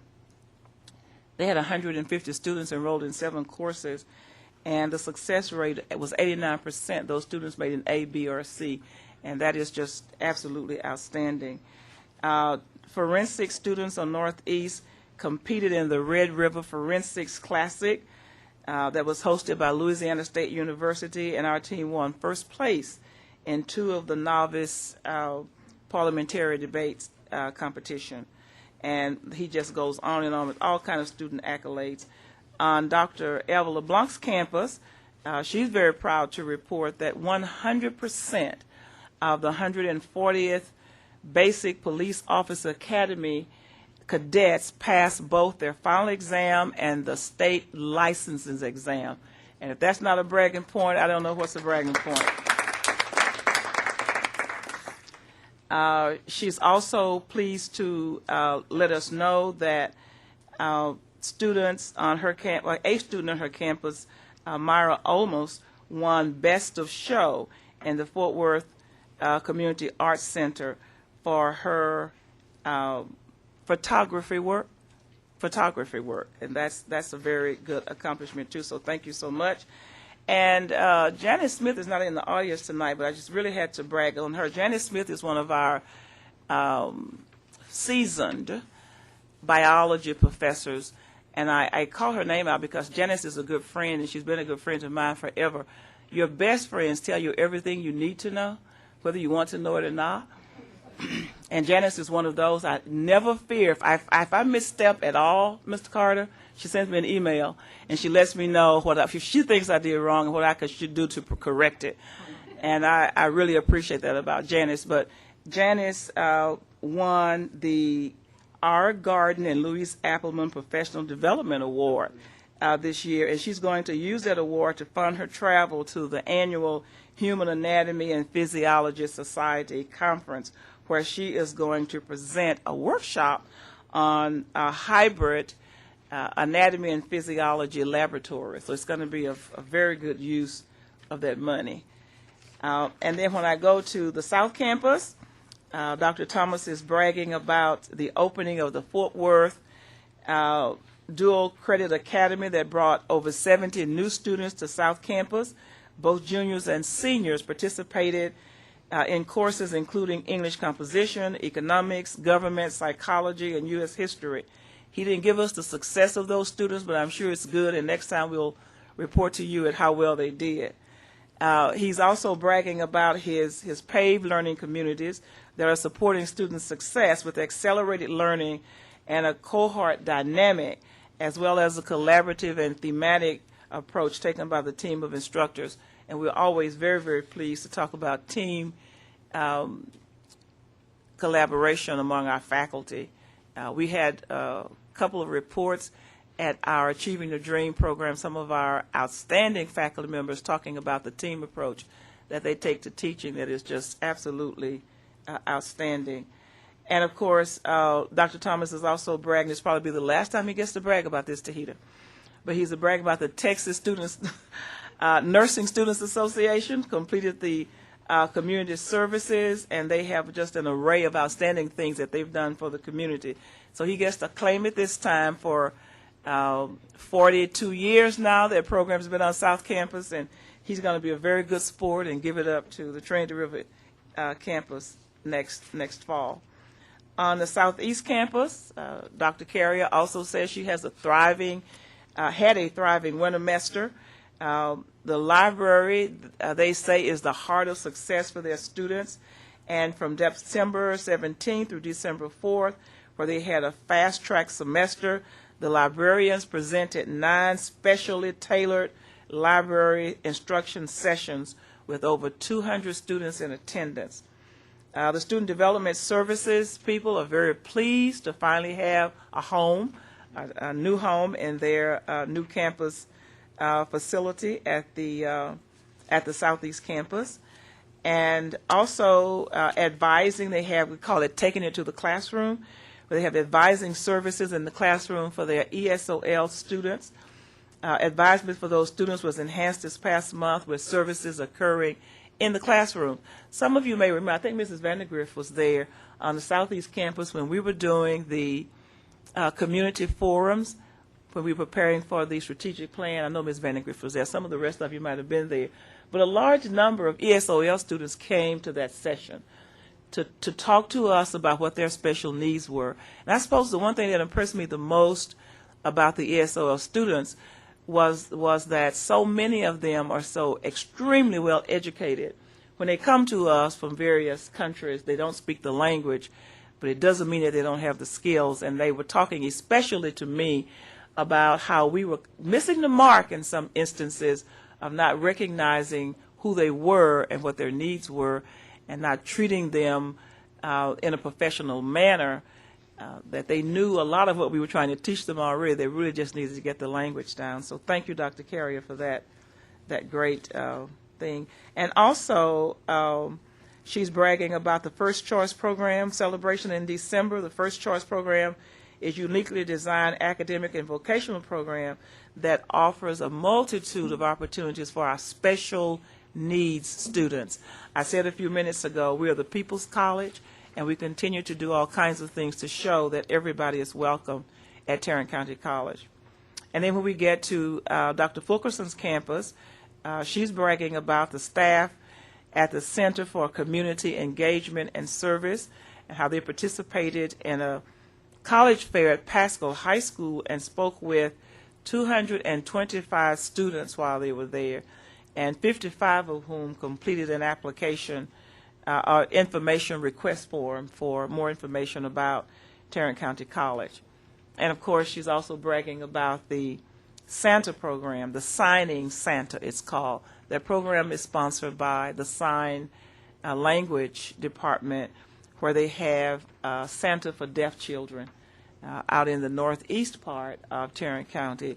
And it was an absolutely great success. The children and their families had an opportunity to skate, play, and talk with a signing Santa who could talk with them in sign language, a great community project.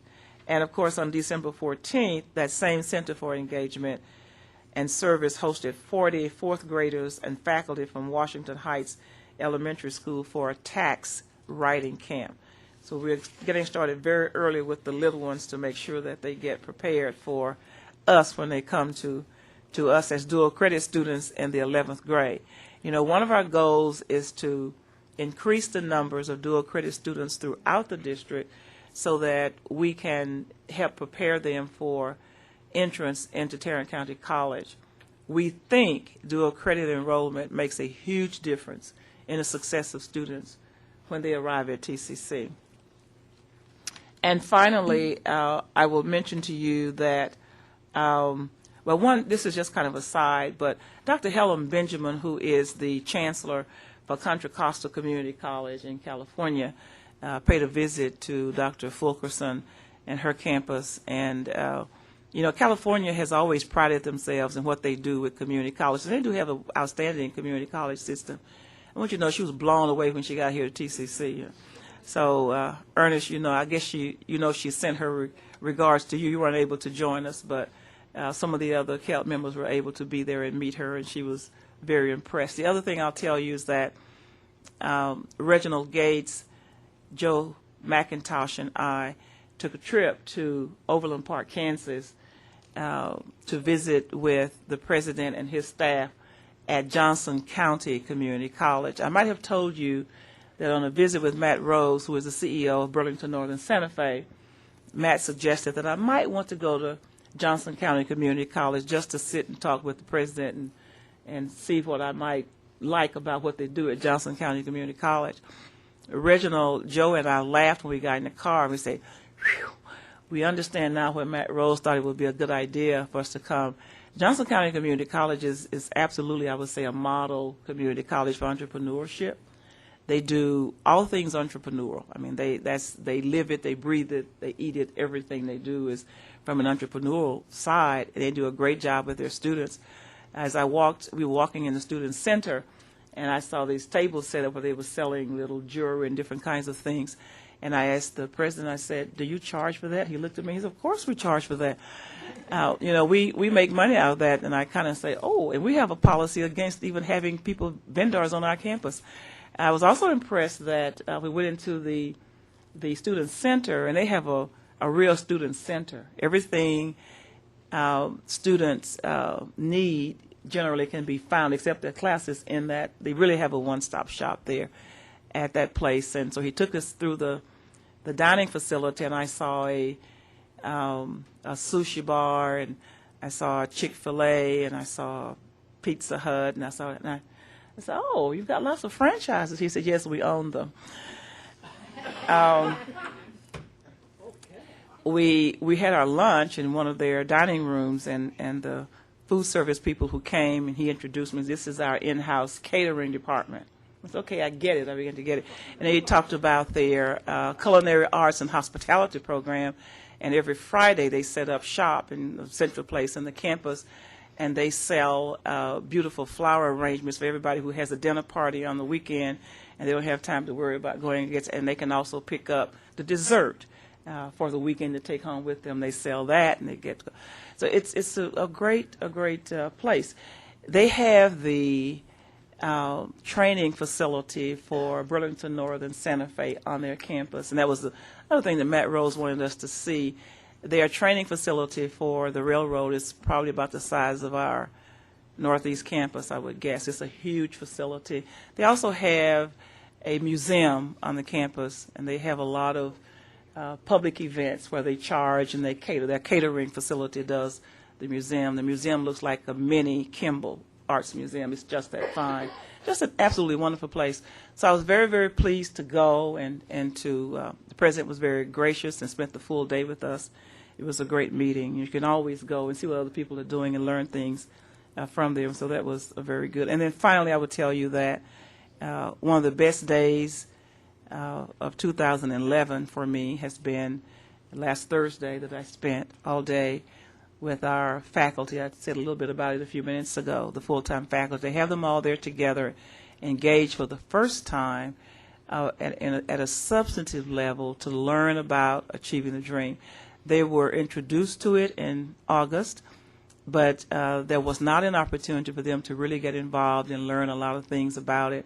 And I want to pay a special word of thanks to our faculty members who led that day. We had some of them in the room tonight. Our JCC leaders and other faculty members did an outstanding job of leading the day for our faculty, and I think most of them, the faculty members, left with, I hope, a better appreciation for what we're trying to do. I know they left with a better understanding. And I will tell you that something else that we've done, you're going to hear a lot about that. I'm not going to steal Ms. Appleman's thunder. But I will tell you that each one of the campus presidents has appointed a person from the faculty to serve as the Achieving the Dream coordinator, because there are a lot of moving parts to achieving the dream. I told you earlier that the whole goal of Achieving the Dream is to transform the institution, and I mean literally transform the institution into a place where everybody is expected to be successful. That takes a lot of work. It cannot happen without the full participation of everybody who works here, and that is everybody. Faculty, of course, is the central piece of that, but everybody else who works here is also very important to that. So that is the end of my report.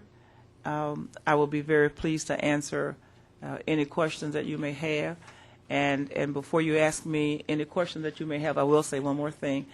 And I want to express public appreciation from a personal perspective and then from a college perspective for Judge Tom Vandergrift, who was a giant among all of us and all of Tarrant County and all of Texas and all of the United States, and to give our public condolences to Mrs. Vandergrift and her family. We have expressed those.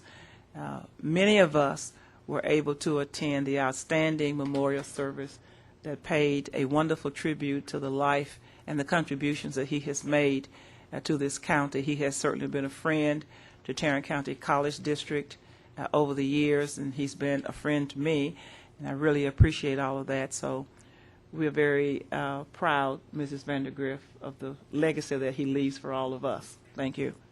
Thank you. May I just say that I want to extend, on behalf of the family, our appreciation for your attendance, whether it was at the memorial service or the public visitation. I will tell you that it truly was a homemade effort with a lot of great collaboration with the county, the city of Arlington, and UTA. For a lot of people, it was a history lesson. I will tell you that in spite of his ailments, he would always ask about Tarrant County College. And that made me proud, and I know that he was very proud of this college. In addition, I think he would say to you tonight that it was just a genuine privilege for him to serve the citizens of Tarrant County and the region. So I thank all of you for your condolences.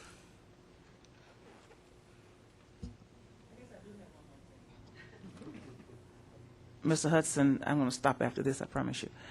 Reginald, I'm sure, do we have these for the board members? Yes.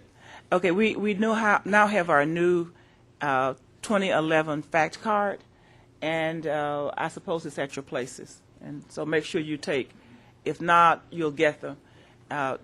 Take these and pass them out to anybody who will accept one. Thank you. Thank you, Ms. Hadley. The next item is the board president's report, and I have a couple of things that I would like to say, and then Ms. Appleman will do a presentation for us. I would like to express my appreciation to Dr. Thomas for the time that he took out of, I know it's a busy schedule during this time of the year, but he spent enough time with me showing me around South Campus so that I know pretty much about what he has over there, and I was really impressed. I can't say how much I was impressed. And every time I go to one of these colleges, I've been to Northeast and most of them now, and I was thoroughly impressed with the way the college is kept, with the programs that you have over there, and with your professionalism showing me around the campus and making sure that you knew that there's some things about community colleges that I don't know. You were patient with me, and you answered my questions, and I certainly want to express my appreciation to you. You were very professional, and I appreciate it. Also, we attended the dedication of the Academic and Science Laboratory building on the Southeast Campus, and I'm going to let Dr. Carrier tell us about that, if you don't mind doing that, because you could cover that a little bit better than I can. And I appreciate, I have to say also for her, the people that were there, the people from businesses, government, I was impressed. I really was. That she brought so many people in. A U.S. congressman was there, several people. The dedication was great. The presentation put together, the event was great, very well organized, and I do appreciate it. Would you mind telling us a little bit about that?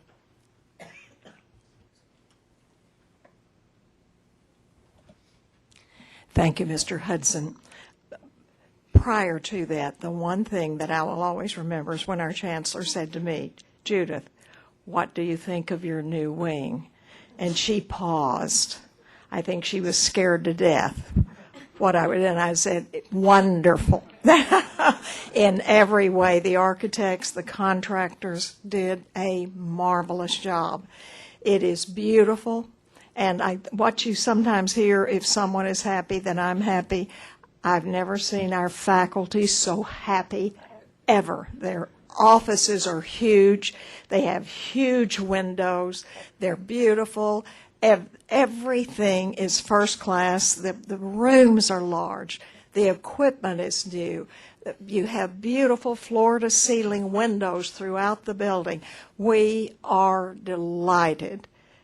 Students love it already. There's a place to sit. The first time in all these years we've really had that. The beautiful space between the buildings that will draw the students and faculty and others out. It just meets the need of our faculty in the sciences area, computer science, speech. They're just as happy as they can be, and I am too. Thank you, thank you, thank you. Mr. President, I also want to note that building's on schedule, and I believe actually under budget. Yes, yes. It was it on schedule or ahead of schedule, right? Is that what you said? Yes. Ahead of schedule, and how much under budget? Over $2 million. Yeah. So there you go. We're already working on the legislative problem. Okay. The next item on the agenda is Achieving the Dream. Ms. Appleman is our committee member, as you know, on Achieving the Dream, and I believe they have some meetings, and she's going to give us a presentation on that. I want to thank you for asking me to represent the board to this initiative. It has confirmed my suspicions about the faculty, and many of them are in the room, and I want not those on the first two rows, but the rest of you that are in the third and fourth row who are working on this initiative. Please stand up. I want to tell the board about you. This is what I've learned about this crowd and about 200 of their closest friends.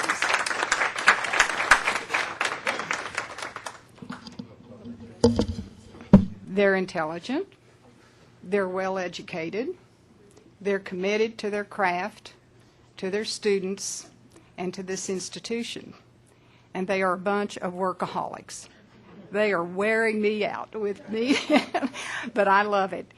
On the screen and in your packet, the first handout is a pyramid that was created by one of our in-house talents, Arturo Martinez. I believe he's on our publications staff.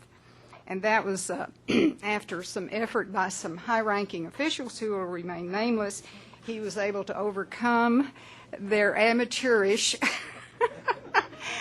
He was able to understand what they were trying to say and reinterpret, and came up with this really distinctive brand or logo, which on one page pretty much tells the story of Vision 2015 and the Achieving the Dream process.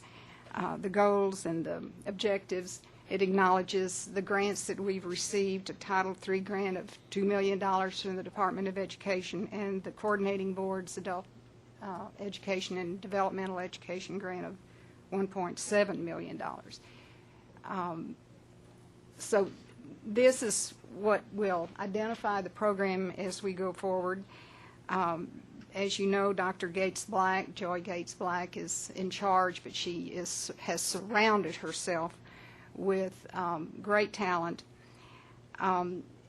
Go to the next slide. And this is the schedule of meetings just for the month of January. We've already talked about the one. I thought there were 800 people there, only 650. But And then I fled the scene about 4 o'clock, and they stayed and had another session that night with another 123 adjunct faculty. And one of the things we've heard from our adjunct faculty is that they're not engaged, and they're not informed, and they're not involved. And so here you go. They spent a couple hours with the team, and there's another session for another group of adjunct this Saturday morning at 8:30. And by the way, if you ever need a good place for a meeting, the Hearst Conference Center is A++. It was many of our first time there, and they really were good to us, the college. And I would suggest for larger, small meetings, remember them. It's very convenient, even if you don't live in Hearst. There will be monthly meetings of the core committee, which is the group that's sifting through the base data that has been collected, looking at our results, our progress, our statistics of the past 5 years, and planning for the next 5.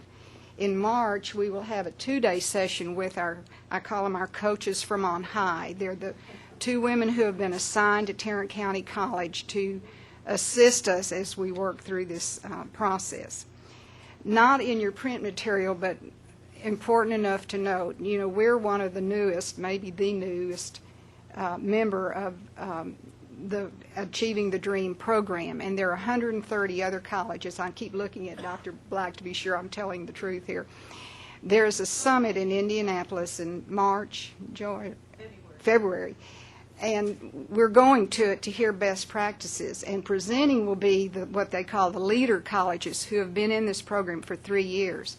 But they took note of our materials and noticed that we had put diversity into our list of things that we're going to concern ourselves with. And last month you met Dr. Gonzalez. Ms. Hadley and Ms. Gonzalez have been asked to present at this conference because we were the only college that had the good sense to put diversity at the very front of the list. So we're very proud of that, and we wish you well. The next 5 pages, I'm not going to go through are the goals and objectives of the program, and you all can peruse those on your own time. These are part of the Title III grant, and as well as the planned activities for the 2010-2015 time frame.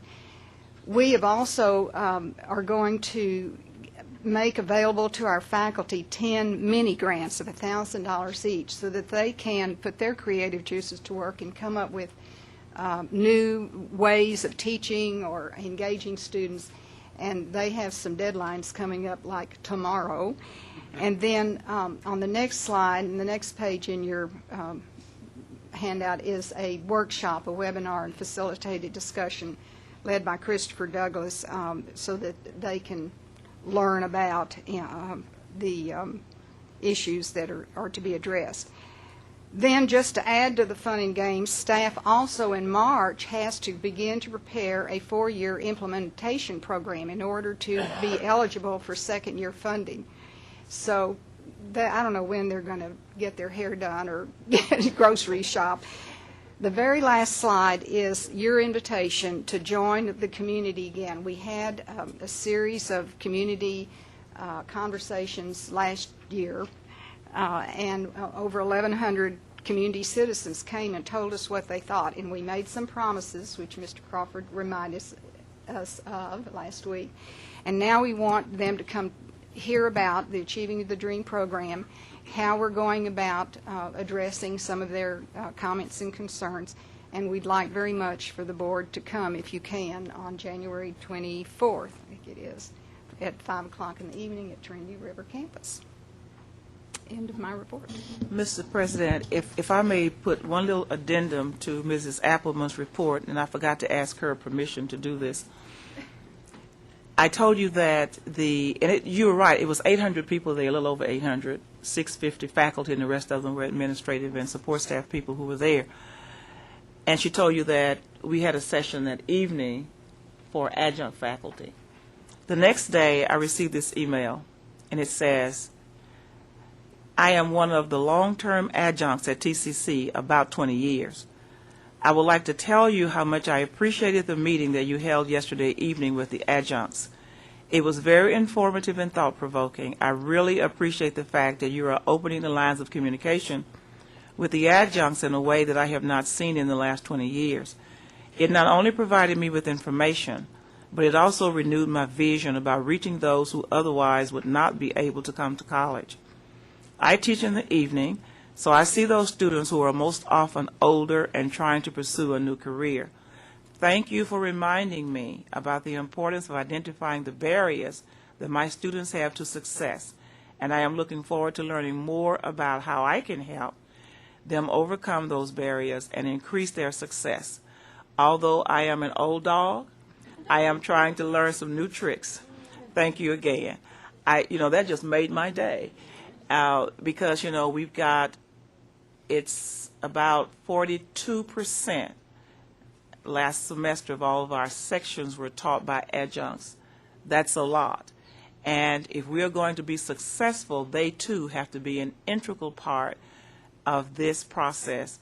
Terry Schrantz was there. We introduced her to them as the Dean of the Faculty Academy, and she talked with them about, and we are going to include them in everything we do from now on. So we are looking forward to really working closely with them. But I wanted to share that with you as an addendum to your report, and you might want to keep it in your report. Thank you. Okay. Thank you, Ms. Hadley. I think we owe Ms. Appleman a debt of gratitude for her commitment and her service and for the report that she did. Great job to see that kind of commitment and dedication. It's been my pleasure, truly. Okay. Thank you. Are we anticipating?